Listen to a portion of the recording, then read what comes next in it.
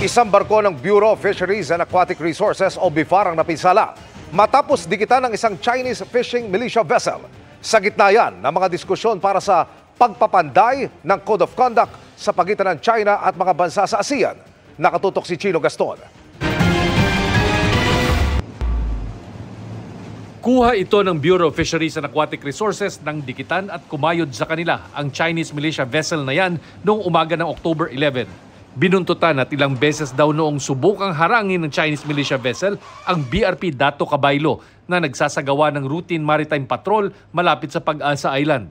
Dahil sa insidente, nagkaroon ng yupi sa kanang bahagi ng bow o harapan ng barko. Ang mga patuloy na insidente ng pangaharas ng China ang ipinunto ni Pangulong Marcos sa katatapos na ASEAN Summit sa Laos.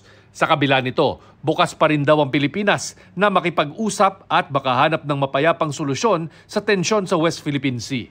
Pero ayon kay Defense Secretary Gilberto Teodoro Jr., mahirap simulan ang makabuluhang dialogo kung patuloy ang mga ginagawang pagbangga, panggigipit at pangaharang ng China sa mga barko ng Pilipinas sa West Philippine Sea. Committed talaga sila sa dialogue pero committed din sila sa illegal action. Yun ang problema.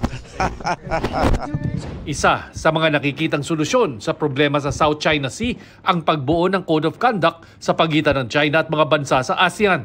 Pero duda raw si Secretary Teodoro kung seryoso ba talaga ang China na mabuo nga ito. We look forward to good faith discussions. And the President has given the marching order that he looks forward to good faith discussions and we will comply. And do you see now a good faith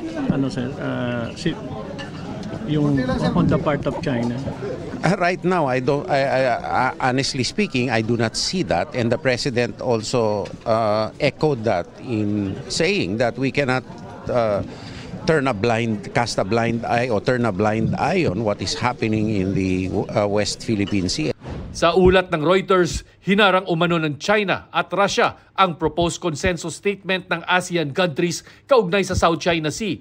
Ang impormasyong yan galing sa di pinangalanang opisyal ng Amerika at nangyari noong Huwebes sa East Asia Summit sa Laos. Sabi ng US official, take it or leave it draft na umano ito ng ASEAN at suportado ng Amerika, Japan, Australia, South Korea at India.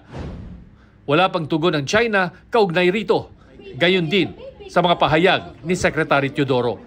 Tingin naman ng security analyst na si Professor Renato De Castro, the ASEAN members want a binding code of conduct that has, of course, the power of an international treaty. yes, China doesn't want a binding code of conduct.